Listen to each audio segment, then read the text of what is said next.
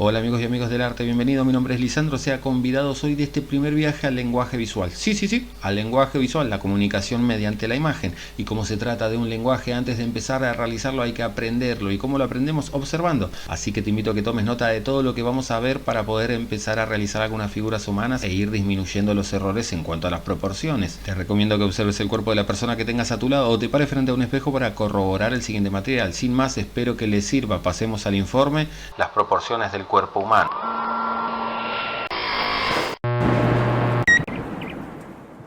Proporciones son las comparaciones que podemos realizar entre las distintas partes de un todo. Viene del latín proportionis, que significa según las partes, según las porciones. Se trata más bien de la correspondencia, el equilibrio o la simetría que existe entre las partes, en este caso del cuerpo humano. Encontrar la vuelta a las matemáticas ocultas que hay entre las partes de los cuerpos se venía intentando desde antes del Renacimiento, pero es en esta época que se retoman los estudios, cuando se quita a Dios del centro de todo y se coloca al humano como medida de las cosas. Por ejemplo, una puerta. Ya no se realizaban las puertas gigantes como en el gótico, que todo obedecía a medida de Dios. Ese teocentrismo fue desplazado por el antropocentrismo. Entonces la arquitectura se trataba de decorar los lugares donde más frecuentaban las personas, como hospitales o plazas públicas, todo a medida del humano. Para entender esto deberías haber visto los videos anteriores, ponete al día. Es en ese entonces que el redescubrimiento de las proporciones matemáticas del cuerpo humano acentúan el estudio de varios artistas matemáticos y anatomistas. Después de varios intentos por diferentes autores, las proporciones quedaron plasmadas en el famoso Hombre de Vitruvio de Leonardo da Vinci, realizado a partir de los textos que el antiguo arquitecto Vitruvio dictó sobre cuáles deberían ser las proporciones de cada parte del cuerpo exactas en referencia a las dimensiones generales del mismo. Te tiro una curiosidad. Entre abrir cadáveres como hacía da Vinci y dibujar rostros como hacía da Vinci, matamos dos pájaros de un tiro. ¿Para qué se va a andar contratando un modelo si tenía el fiambre sobre la mesa? Sí, señores, este es el retrato de un muerto. Veamos cuáles son las proporciones en el cuerpo humano adulto. La altura. Si se trata de un anime o un dibujito japonés, la altura del cuerpo es igual a 8 cabezas y media. Pero vamos a enfocarnos en uno de los dos conceptos de altura más acordes, más acertados respecto a la medida del cuerpo, tanto para hombres como para mujeres, pero no para niños. Podríamos llamarlo altura pornográfica. Estas son las medidas de la altura según los escultores de la antigua Grecia, Lisipo y Polícleto. Según Polícleto, respetando la proporción de la cabeza, la altura del cuerpo debe tener 7 cabezas y un poquito más. Según Lisipo, se trata de 8 cabezas. Veamos, por ejemplo, si esto se da en la escultura de Apolo.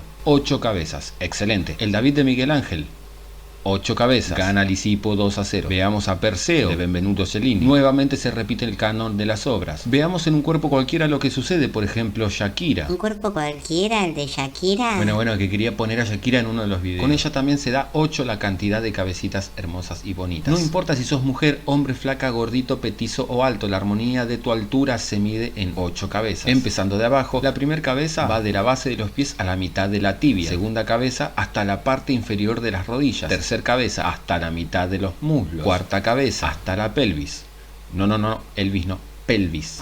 Bueno. La quinta hasta la línea de la cintura. La sexta hasta los pezones y la séptima y la octava completan la altura. Atención. Las proporciones ideales no existen, pero sí existe el ideal de belleza. Esto depende de la cultura y el momento en el que se vivía. Solo son ideas subjetivas compartidas por una cultura. Por ejemplo, en el hinduismo, las figuras del cuerpo humano se rigen por otras proporciones, por apreciar otros cánones de belleza. Así es que los ojos adquieren forma de pájaro, aguanieve, ojo de ciervo u ojo de loto, oreja evocando la figura de un cuervo, hombros con forma de elefante, los labios como la flor del dragón. Los cuerpos varían en asura, la anatomía demoníaca, Nara, la figura humana para representar, por ejemplo, a Nara y a Narayan, estos humanos andróginos en los que se divide la esencia del dios Vishnu. La proporción Krura, para figuras a las que conocen como terribles. Observamos, por ejemplo, la figura de Bhairava, que es la esencia terrible de Shiva. Los egipcios basaban sus proporciones en puños. Un puño era la medida para realizar una cuadrícula en la que se basaban sus trabajos de cuerpo humano. 18 puños de alto, de los pies a la rodilla 6 puños, a la cintura 4 puños más, 6 puños de hombro a hombro, etc. Estas medidas se mantuvieron y nunca se modificaron a lo largo de todo el periodo egipcio. Durante el gótico las proporciones se basaron en figuras alargadas, todo alto, como sus puertas, como sus basílicas y catedrales monumentales, porque todo era a medida de Dios, es decir, espacios y cuerpos en los que los humanos se sientan chiquititos y reflexionen sobre su moral y su espíritu. En estos casos las proporciones debían ser mayores a 8 cabezas de un humano adulto. Ahora, si hablamos de la prehistoria, no se aferraban a ningún canon, solo se limitaban a la expresión. Así podemos observar las proporciones de las representaciones humanas a lo largo de la historia, en distintas culturas. Pero volvamos a nuestra querida cultura blanca, eurocentrista, ruidosa, patriarcal, católica y cumbiera. Retomamos las proporciones del cuerpo humano. En cuanto a los hombros, las mujeres miden el ancho de 2 cabezas. Tomemos por ejemplo la pintura de Anna Bianchini realizada por Caravaggio, ya que la vimos. Lo mismo con Shakira. Contame vos, mujer que estás viendo, si tus hombros dan el ancho de tu cabeza 2 veces. Para los hombres la proporción del ancho de los hombros son 3 cabezas. Veamos por ejemplo qué pasa con Pablo Lescano.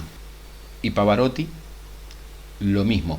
3 cabezas da el ancho de los hombros. Además, se dice que un brazo extendido mide el largo de 3 cabezas, que el pie mide el ancho de 4 manos, que la altura del cuerpo es 4 veces el antebrazo, que los brazos extendidos nos indican la altura de los hombros, que los codos forman una línea con el ombligo. Si observamos el rostro del hombre de Vitruvio de Da Vinci, le realizó unas líneas. Estas nos indican que hay una misma distancia entre la garganta y la pera y la nariz y la ceja con la frente. También te invito a que corrobores que tu rostro mide lo mismo que tu mano extendida.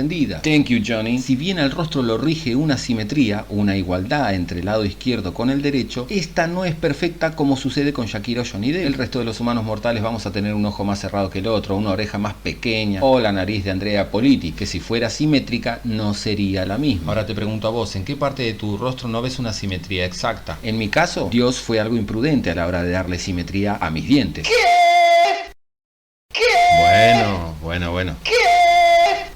Bueno, ya. Bueno. Vayamos a los rostros, pero toma nota. Para el rostro dibujamos un círculo. A este le tomamos la altura y lo dividimos en 3 partes iguales. Por debajo, de forma horizontal, le agregamos otra parte de la misma medida. Lo unimos dándole forma de mandíbula y ¡puc! Le damos forma de cabeza. Por una cabeza. Recordemos que está dividido en 4 partes. A la parte inferior la dividimos en 2. Allí posará la boca. Sobre la línea superior posará la nariz. En la línea que divide la cabeza en parte inferior y parte superior de partes iguales, es decir, en el centro, colocamos los ojos. A la altura de las cejas comenzamos las orejas que bajan hasta la nariz. Y ¡puc! Tenemos el diseño casi terminado, pero recordá también que el ancho de la cabeza es igual a 5 ojos. Si realizamos una línea desde el centro de los ojos pasando por los bordes de la nariz, nos indicarán el ancho de la boca, que a su vez es igual a la distancia de las pupilas. A su vez, el ancho de la nariz es el ancho de un ojo. Y viceversa. Si tomamos como referencia la altura de la nariz hasta el punto del cráneo, este nos debe dar el ancho de la cabeza. Amigos, amigas, hasta acá con estas proporciones estaremos suficientemente equipados para realizar nuestro primer trabajo. No se preocupen que iremos viendo poco a poco estas proporciones. Cualquier duda me pueden escribir en los comentarios, ya voy a ir armándome diversas redes sociales para que nos comuniquemos. Recuerden que solo vimos proporciones de cuerpos adultos. Nos vemos en el próximo video, sáquenle filo a sus lápices, muchas gracias por estar ahí, hasta luego.